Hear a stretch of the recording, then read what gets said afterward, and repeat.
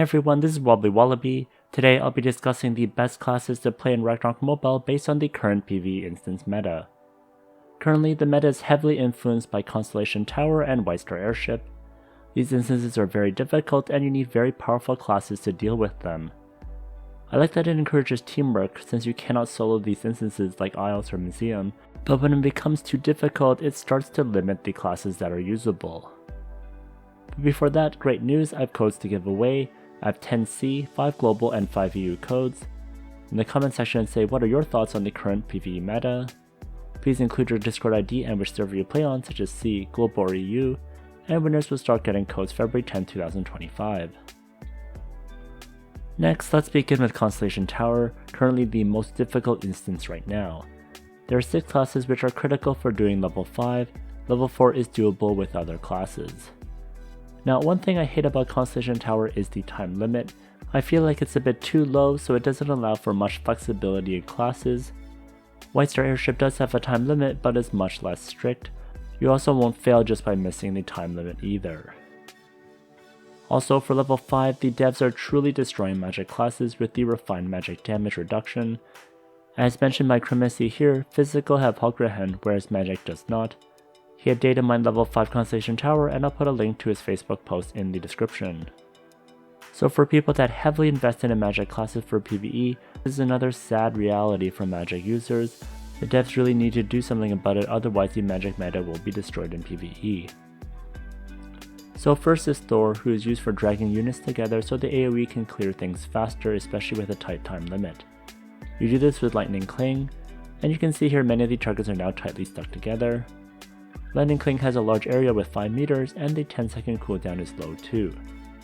Now, why not Fenrir? He is powerful DPS and has towing as well, but unfortunately that's because Ice Gel only tows 4 enemies and the skill cooldown is 35 seconds, which is much too long.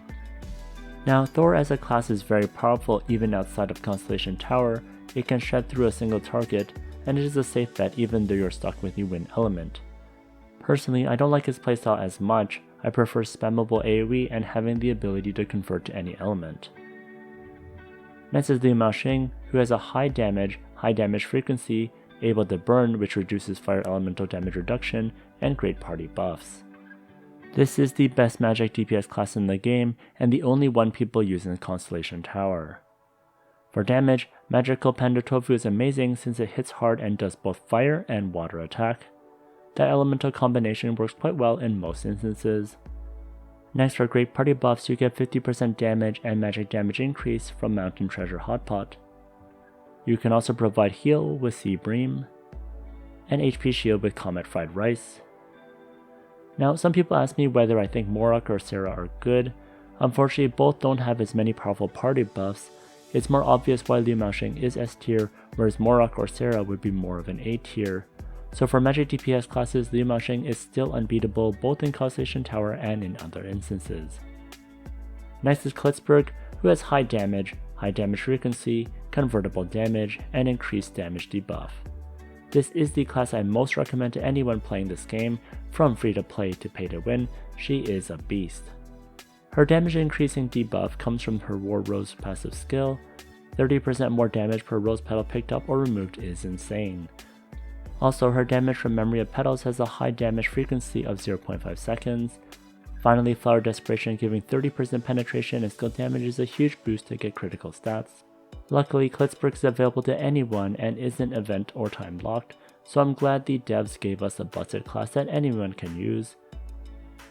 Next is Saint, who is the best support class in the game. For tough instances like Constellation Tower and White Star Airship, you're able to also Dark Convert so your team can optimize the damage towards the target. The Dark Convert works due to Exort, having a 10% chance to turn the target's armor to dark. Then a ratio is used to further lower holy resistance of enemies, and it can be further reduced with an Advanced Ruin. Then there's Espericio, which lets you convert your teammates' attack to holy. In addition to converting, Saints can provide support in general with Callisto Heal for AoE heal, Resurrection to bring back your teammates to life, and Faith Pray to keep your primary DPS alive. This timed support class is a must play if you want to play a support class that is usable anywhere and for all time. Next is Inferno Armor, who has insane AoE damage, high damage frequency, can become Angel to bypass demi-human reduction, and has insane damage scaling. The high DPS comes from Light, which is fire, but due to a passive also adds holy damage, and hits frequently within that 3 seconds. Your damage scales off a lot of things including burn, magic attack, vit, and MDef. The biggest downside to Inferno Armor is it's a limited time class. If you weren't able to get it during the Ronin collab, you can't get it right now. They did re-release it recently, so hopefully they'll do it again, especially since it's so high in demand again. Now, Inferno Armor is very powerful in other instances too, so it's definitely worth the investment. The only instances I wouldn't use it in is Ghost Palace and Lost Isles, since there are bosses there which are fire. Next is Hollgrehenn, who is used for reducing 20% refined damage reduction from Destructive Hammer. No other class can do this, which is why he's such in high demand. With 90% refined damage reduction in Constellation Tower, he makes a big difference. He is mandatory, but the great thing is he's probably the cheapest to build since you don't need ruins to use him. Even level 1 core hero passive is fine. I've also used him a lot in White Star Airship when there is the refined damage reduction, and he works great with limited investment. This is a nice free to play support class to use, although outside of Constellation Tower and White Star Airship I rarely see him being used, but hopefully if you help people out in those instances they'll help you out with the rest as well. Now for Constellation Tower, those 6 classes are the meta right now, but beyond this let me add additional classes that are useful in White Star Airship and other instances as well. First is Fenrir, who has very high damage and is a great option for auto attackers. The downside to Fenrir is most of his powerful buffs make him stuck to water, however most bosses are fine with being attacked by water, also he does quite well in Ghost Palace against Kayn. So if you want an auto attack option, definitely check out Fenrir, he's definitely a good investment as well. Next, another great support class is Divine Avenger. His taunt is very useful in White Star Airship, and I've used it to take the aggro off the primary DPS at my party. Outside of White Star Airship, Divine Avenger is also good for Thanatos Tower for floor 1 and for Museum floor 3 for distracting Nuka. For free to play players, Divine Avengers are fairly cheap to build too and fun if you like soaking up damage. Next, if you must choose a magic DPS class that isn't Liu Mao Xing, then I would recommend Morok. He has good survivability and works well with Nidhogg Holy Conversion. I've seen people solo White Star Airship with a Holy Converter. Now some notable skills include Dark Knight Shroud that forces all damage to be dark from enemies, Demon King's Arrival which turns you into a demon with lots of reductions and buffs, and also Dark Knight Storm which is stuck to dark unfortunately but does a lot of damage. And finally, if you want a classic class for DPS, Rune Master is quite great. It is especially powerful with the Yummer MDef switching to get tons of magic attack, which is the same trick used by Inferno Armor. You basically boost your MDef and then switch back to your DPS gear and you get to retain your magic attack. I'm a big fan of the Magic Dragon Breath build.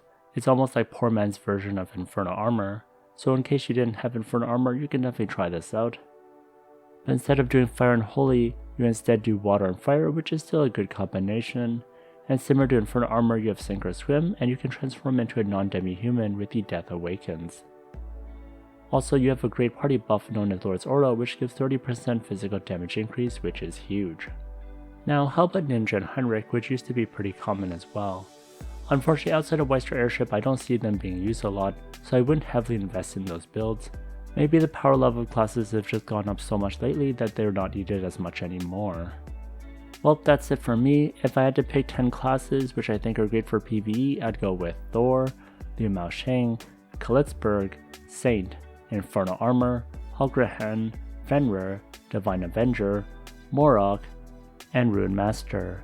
Well, what are your thoughts on these PvE classes? Let me know in the comments section. If you enjoyed this video, please like, comment, and subscribe. Here's a video that I'd recommend, and if you want more Ragnarok Mobile tier list, check out this playlist over here.